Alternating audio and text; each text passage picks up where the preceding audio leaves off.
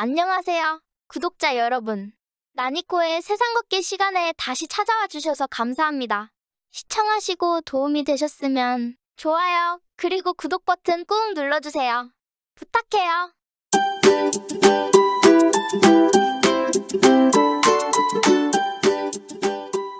안녕하세요, 구독자 여러분. 보시는 이곳은 미국 와이오밍주의 옐로우스톤 국립공원입니다. 와, 대빵 멋있다. 저기 미국이에요? 정말 신비하고 아름답죠? 오늘부터 2회에 걸쳐 생명과학의 혁명, PCR이라는 주제로 설명을 드릴 텐데, 이곳 옐로우스톤이 PCR 검사와 깊은 관계가 있습니다. 무슨 관계가 있지? 궁금하시죠? 제 설명을 들으시면 정말 재미있고 깜짝 놀라실 거예요. 자, 그럼 시작할게요. PCR은 폴리머레이즈 체인 리액션, 우리말로는 중합효소 연쇄 반응이라고 하는데, 중, 합, 효, 소, 연, 쇠, 반, 응. 대개 그냥 PCR이라고 하죠. PCR은 유전자 DNA의 특정 일부를 증폭하는 기술인데요. 증폭하면 앰프가 생각나서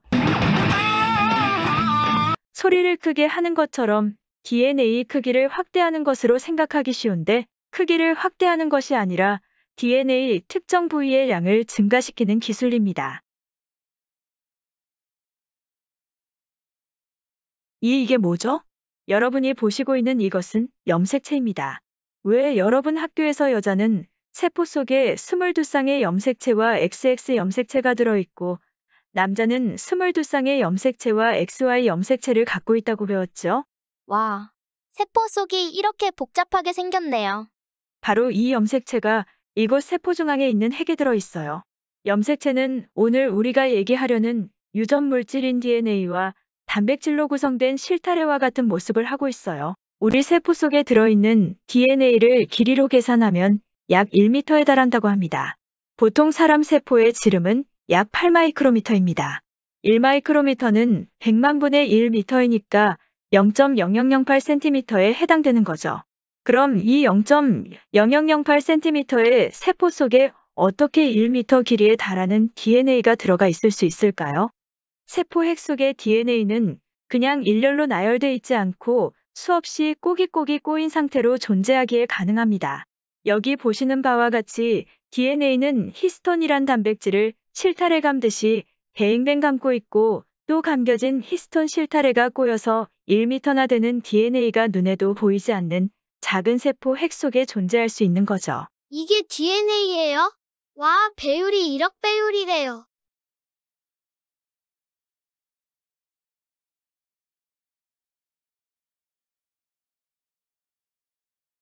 DNA가 히스톤 단백질을 뱅뱅 감으면서 길이를 줄이고 있는 거네요.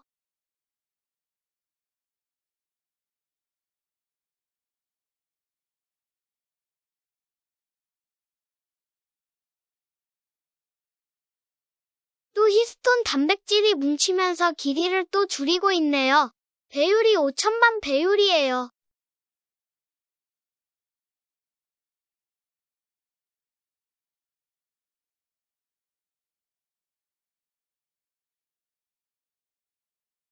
또 뭉치고 꼬이면서 계속 길이를 줄이네요. 배율이 1천만 배율.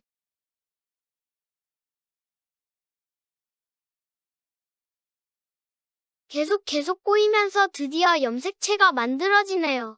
배율이 100만 배율. 와, 염색체가 다 만들어졌어요.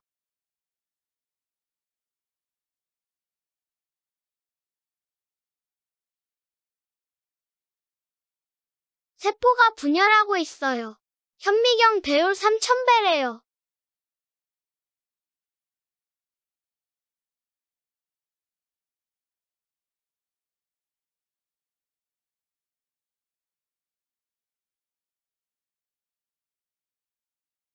재밌게 보셨어요? 그럼 계속할게요. DNA는 이제 현대 생명과학과 현대의학의 핵심 테마고 아젠다죠. 여러분 학교 다닐 때 추천 도서로 제임스 왓슨이 쓴 이중나선이라는 책 이름 들어보셨죠? 제임스 왓슨은 프란시스 크릭과 함께 영국 캠브리지 대학의 캐번디시 연구소에서 함께 일하면서 유전자 물질인 DNA의 이중나선 구조를 밝혀냈죠. 저기가 학교야? 저기가 영국 캠브리지 대학이래. 무섭다. 나 저 학교 가기 싫다. 사실 왓슨과 크릭이 처음 생각한 것은 이중 나선이 아닌 삼중 나선 구조였다고 합니다. 결국 연구는 실패했고 당시 캐번디시 연구소장인 브래그는 DNA 연구를 그만두라고까지 했다고 합니다. 삼중나선 같은데 왜 이렇게 안 되지? 도대체 뭐가 잘못된 거야? 실패한 건가? 피곤하고 힘들다.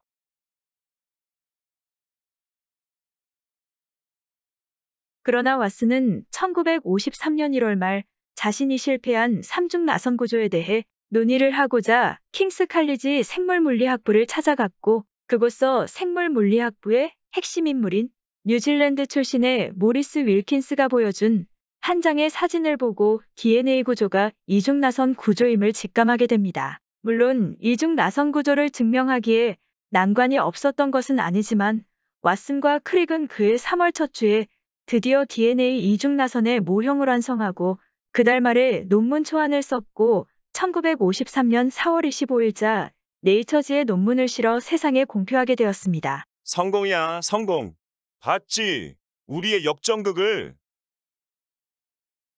왓슨과 크릭이 쓴 논문은 겨우 842개 단어로 작성되어 한 페이지가 될까 말까한 분량이었지만 그것이 21세기까지 이어지는 분자생물학의 새 장을 열었고 왓슨과 크릭은 1962년 노벨 생리학상을 수상하게 됩니다. 이중 나선이라고 해서 똑같은 두 개의 선이 나선을 이루고 있는 것이 아니라 두 개의 상부적 선이 나선을 이루는 구조입니다. 사진 속에서 보는 것처럼 DNA가 두 개의 나선, 여기 한 나선, 그리고 여기 두 번째 나선이 보이죠. 각 나선은 뉴클레오타이드라는 물질이 직렬로 결합하여 만들어진 구조입니다.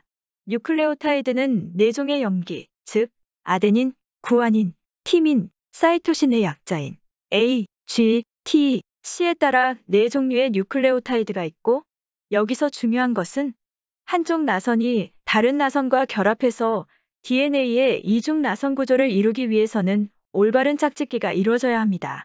설명에 말씀드리면 한쪽 나선에 아데닌, 즉 A가 있으면 다른 쪽 나선에는 반드시 티민, 즉 T가 있어야 하고 만약 한쪽에 구아닌, 즉 G가 있으면 다른 쪽에는 사이토신, 즉 C가 위치해 있어야 합니다. 꼭 기억해 두세요. 이것이 DNA 구조의 핵심 중의 핵심입니다. 그리고 이 네 가지 뉴클레오타이드들이 서로 반복하며 이루어진 서열, 즉 일렬로 정돈된 순서를 우리는 염기서열 혹은 유전자 코드라고 합니다. 그리고 이 염기서열을 분석하면 이 사람이 어느 민족인지, 친자관계인지, 간염 바이러스인지, 에이즈 바이러스인지, 암 발병 확률이 있는지 등등을 밝혀낼 수 있습니다. 그럼 이런 검사하는 거랑 PCR이랑 무슨 관계가 있는 거예요? 관계가 있죠? 무슨 관계가 있는지 여러분은 아시겠어요? 검사하려면 무엇보다도 검사 목적에 따른 충분한 양의 물질이 있어야 합니다. 예를 들어, 만약 B형 간염 바이러스 존재를 확인하려면 첫째 방법은 B형 간염 바이러스의 표피 단백질을 항원으로 인식해서 결합할 수 있는 항체와 반응시키는 방법이 있죠. 이런 걸 우리는 항원항체법 또는 면역반응법이라고 하죠. 현재도 엄청 많이 쓰이는 기술입니다. 둘째는 B형 간염 바이러스의 DNA가 환자 몸속에 있는지를 확인해 보면 알 수 있죠. 아무 DNA가 있다고 바이러스가 있다고는 할 수가 없죠. B형 간염 바이러스만 갖고 있는 특정 염기 서열의 DNA가 환자 몸속에서 발견되면 그러면 그 환자는 B형 간염 바이러스가 있다고 확인할 수 있는 거죠. 이해되세요? 문제는 그러기 위해서는 상당량의 DNA가 필요하다는 거죠. 그렇다고 환자 몸속에 바이러스가 떡으로 찰 때까지 기다렸다가 혈액을 뽑아서 그 혈액 속에 바이러스를 농축하고 정제해서 하나요? 그렇게 할 수는 없어요.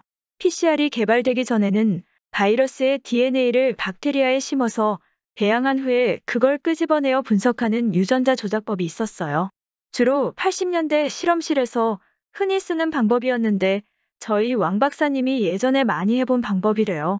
시간도 최소 몇 주 걸리고 절차도 복잡하다고 합니다. 그렇게 하면 환자 치료는 언제 해? 자, 여기 사진을 보면 이 사진에서 여기 하얗게 보이는 부분은 유전자 조작 박테리아에서 증폭한 DNA예요. 눈으로 볼 정도로 많은 양의 DNA가 만들어졌어요. 하지만 PCR을 이용하면 한두 시간이면 우리가 필요한 양의 DNA를 증폭할 수가 있어요. 자, 그럼 이렇게 편리하고 중요한 PCR이라는 기술이 어떻게 탄생하게 됐는지 우리 살펴보기로 하죠. 1964년 인디애나 대학의 미생물 교수인 토마스 브록은 방학 휴가로 옐로우스톤 국립공원을 방문하고 공원의 그림 같고 신비스러운 색깔의 온천을 처음 보고는 매우 놀랐다고 합니다. 오빠, 여기 똥냄새 같은 냄새가 많이 난다. 온천물 속에 황성분이 많아서 달걀 썩는 냄새가 나는 거야. 그러다 우연히 그곳 국립공원관리원으로부터 온천의 빛깔이 온천 속에 살고 있는 남조류 식물 때문이라는 말을 듣고 믿기지가 않았습니다. 저 뜨거운 물 속에서 과연 생명체가 정말 살 수 있을까 하는 의심이 들었죠. 이 뜨거운 온천물 속에서 생물이 살고 있다니 정말 놀랍네. 좋은 생각이 났어. 유레카. 할아버지, 거기서 뭐해? 할아버지는 지금 할아버지도 공부하려고 여기서 사는 식물을 모으고 있는 거란다. 할아버지도 공부해? 그럼 할아버지도 공부하지. 이듬 해여름 그는 학생 연구팀과 함께 고온에서 서식하는 생명체를 연구하기 위해 다시 옐로우스톤을 찾아갔고, 그리고 1966년 브록과 학부생인 허드슨 프리즈는 섭씨 70도 이상 이물에서 번성하는 새로운 박테리아를 발견했습니다. 브록은 그것을 썰머스 아쿠아티쿠스라고 명명했습니다.